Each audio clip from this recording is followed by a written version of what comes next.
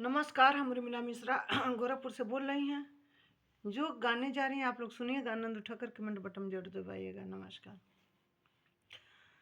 जोगे अनारस जोगे बनारस, जोगे अनारस जोगे बनारस, ई जोगवा हमारे आमा के पास, ई जोगवा हमारे चाची के पास।